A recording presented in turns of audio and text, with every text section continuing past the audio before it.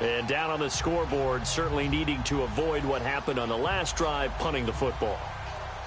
Sense of urgency has to take over for them here. They know the score. They know the situation. And by the way, the punter no longer exists for their offense. That's how they have to treat this drive. They need points. Big time.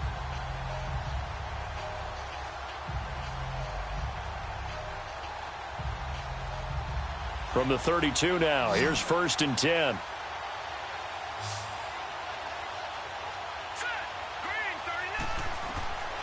They'll come out throwing here on 1st down. He's going to fire one deep over the middle. And he knocks the ball away, and it falls incomplete. Whenever they're trying to attack a zone defense, you're trying to figure out where your gaps are going to be. And depending on what type of zone they're playing, it could be on the outside, it could be in the middle, it could be in the seams, in the edges. In this case, they tried to attack the middle of the field, but this zone defense didn't allow it because they were able to see the ball come off the quarterback's hands, and everyone was able to react to the football and knock it away. Back to throw now on 2nd and 10. And he comes back with one complete. They'll get 9 there as that sets them up better for 3rd down.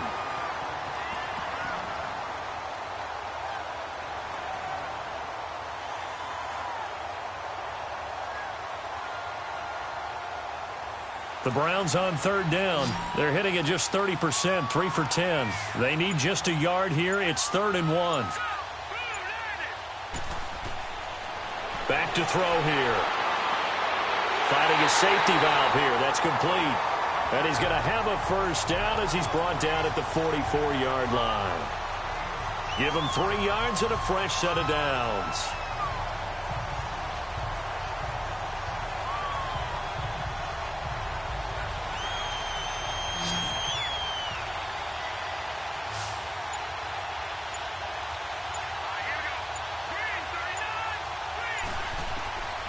Looking to throw.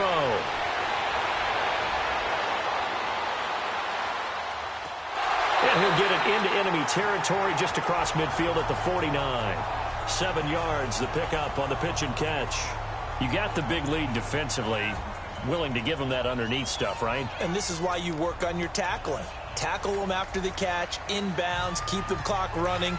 Just go ahead and bleed the game out that way. Able to get 7 on that 1st down pass play. 2nd and 3. And now we've got flags down. Looked like one of the Browns might have moved.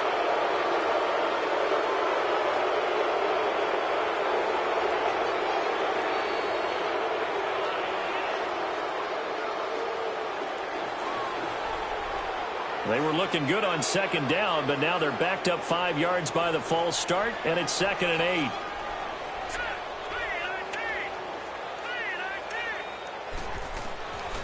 They'll set up a throw. Throwing middle, and it's complete. And taking it across midfield and inside the 45. The Browns passing game finding its stride. They've got another 1st down. When this offense can get their tight ends involved, they can move the football. Here, a nice route, able to look it in, and picks up the 1st down. So into Bear territory now. This is 1st and 10 at the 43.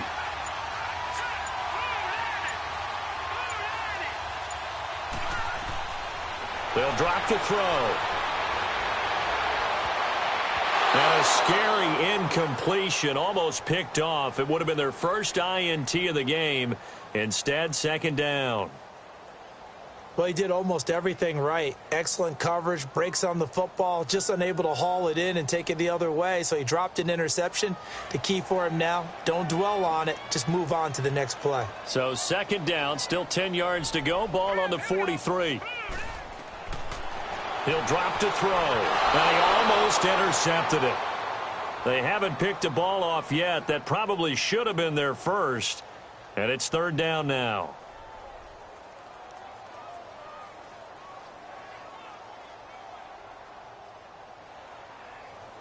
Now play number 7 of the drive as they're looking at a 3rd and 10. So the false start will back them up 5. And that'll be accepted, of course, and that moves them back 5.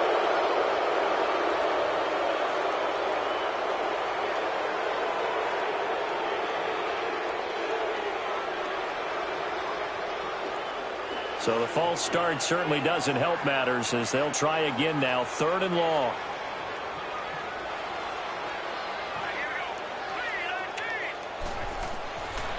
He'll look to throw. It's a short one here, complete to the tight end. And he'll go down shy of the 40 at the 41. They get 7 there, but it brings up 4th. Well, it certainly feels like there are more stars at the tight end position than there were even 10 years ago.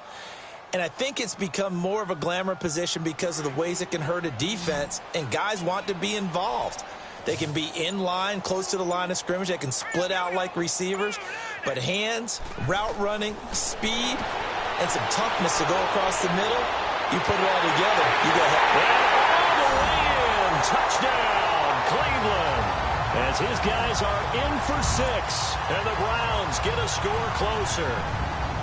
Wow, talk about a big 4th down conversion for the score defensively. How do you let that happen? I think you start with the offense, and you give them credit for going for it and having that type of, well, let's face it, audacity. But defensively, I think you're right on target, partner. There's no way something like that's supposed to happen in that situation. You're supposed to be able to shut that down and get the ball back for your own team. Instead, they give up not just a big play, but a touchdown.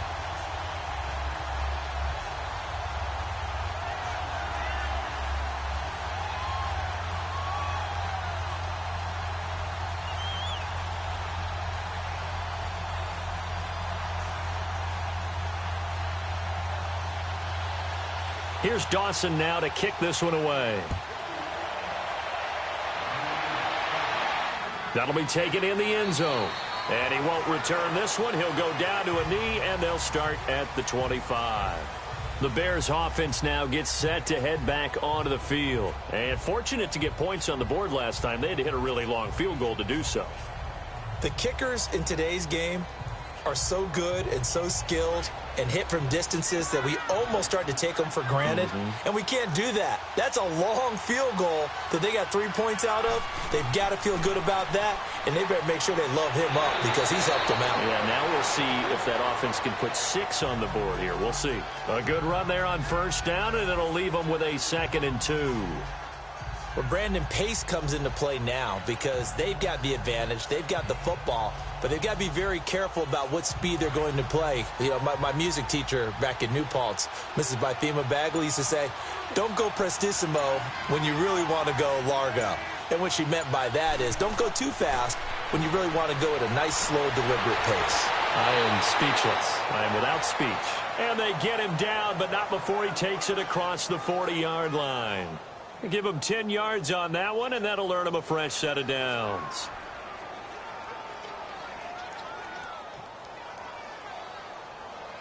Back-to-back good plays have him on the move on 1st down.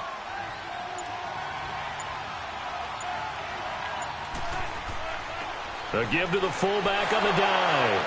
And he'll take this one up close to about the 45. 2 yards on the pickup there. It'll be 2nd and 8. Now, that's the defense that they were looking for, being able to get extra bodies to the point of attack to deal with the big guy carrying the ball. You really don't want to be in a position where it's a one-on-one tackle with him.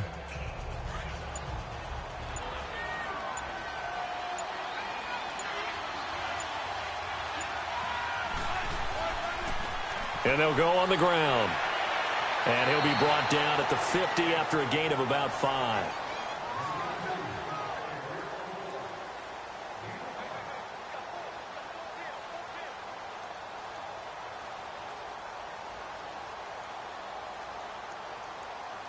The Bears on 3rd down. They've had good success, 5 for 8 to this point. Here it's 3rd and 3.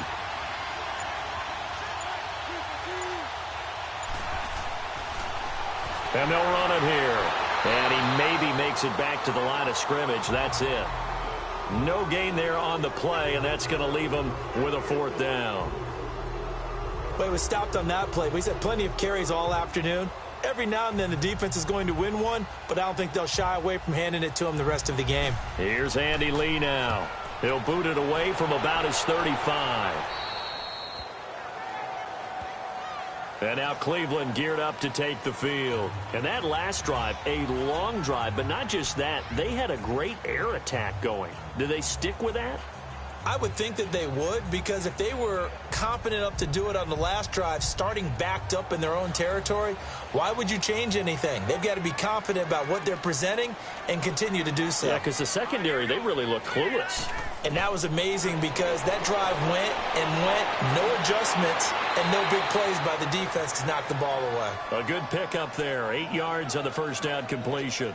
Decent start to the drive, but let's face it, they need a lot of things to go right in a short amount of time, down 3 scores. Yeah, they're going to run their 2-minute offense here in this game, but this is for future games. Can they get better and be ready for the next time, hopefully with a chance to win? Facing a 2nd and 2 after that last catch, good for 8 yards.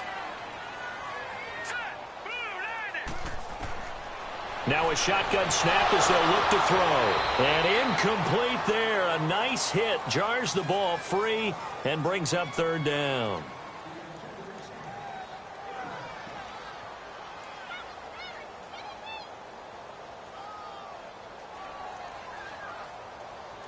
After the incompletion, here now, 3rd and 2.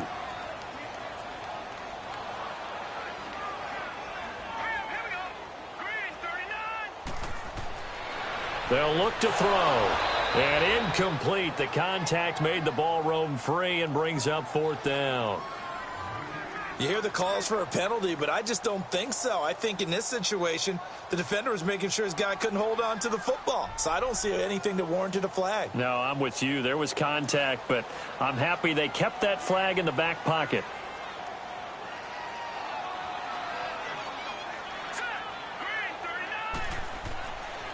And on the ground they go with a running back. No reason not to try it there, and they do indeed convert on 4th. 4th and 2 is normally a passing down, but in this case they decide to give it to their running back, and he did get the first down, although not by much. The 4th down run successful. Now they look to pay it off on 1st down.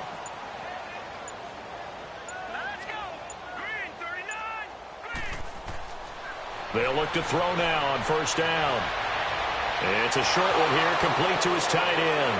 And now a fumble. The ball's out. Now I think the Bears have recovered. They have. And with that kind of a deficit, you can't afford to make any kind of mistakes. But it's been pretty symptomatic of what we've seen all game with them, isn't it? Down this big in the fourth quarter. Yeah, you'd say an afternoon to forget, absolutely.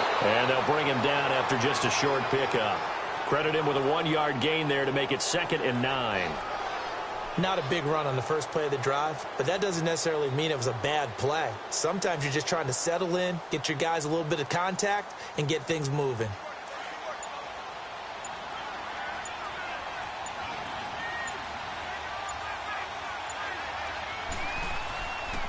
On the give, this is their fullback. And he'll be brought down at about the 42. Only a yard on the pickup, and now they've got a 3rd down and 8.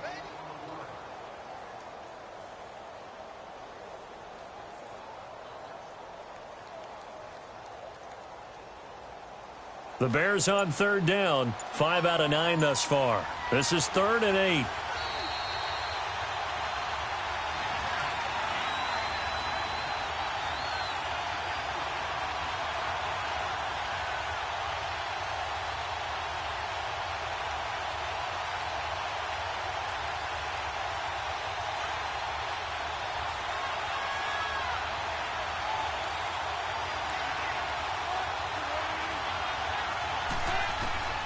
From the shotgun, Wilson. He finds Beckham complete. And brought down, but not before they're inside the 25. A gain of 19 and picking up the 1st. And with that last play, he's now up over that 300-yard mark. And in today's NFL, it almost feels routine. And I hate that when you talk about a 300-yard passing game. To me, 300 yards still signifies excellence, and he's achieved that in this performance. They'll run it here. This is their fullback getting the carry. And they'll work it inside the 15-yard line before it's all said and done. 11 more on that one and another 1st down. This is where, 4th quarter, you got the lead. You give it to the big guy. defensively kind of sucks the will out of them, doesn't it? Because they don't want to tackle him right now this late in the game. Well, you say that with accusatory tones. I mean, but you're exactly right. I know it's not something we actually want to talk about, but as a defender, 4 quarters worth of trying to bring people down, 4 quarters worth of pounding, and now late in the game, here comes that big guy coming at you. And a lot of guys are wondering where they want to come up and make that tackle at this stage of the game. Now, here's a look for the end zone, but that one's going to wind up incomplete. An incomplete pass on first down. That leads to a 2nd and 10.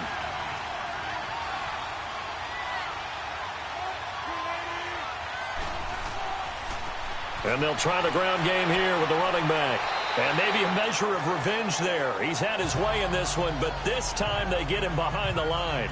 It's a loss of 2, now 3rd down. Well, Brandon, he's had a great day, and sometimes that just happens. It is the NFL. They will make some plays against you.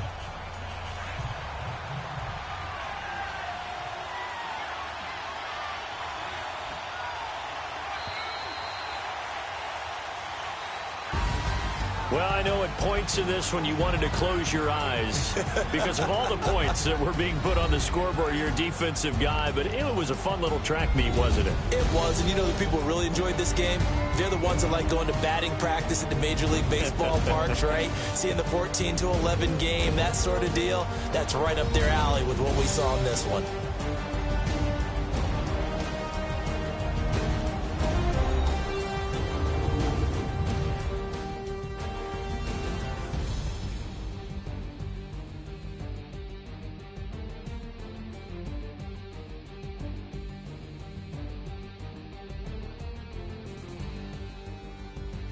That'll do it for us. For Charles Davis and all our hardworking crew, I'm Brandon Gaudin. You've been watching the NFL on EA Sports. For more, find us on Twitter at EA Madden NFL. With that, we say so long from Cleveland.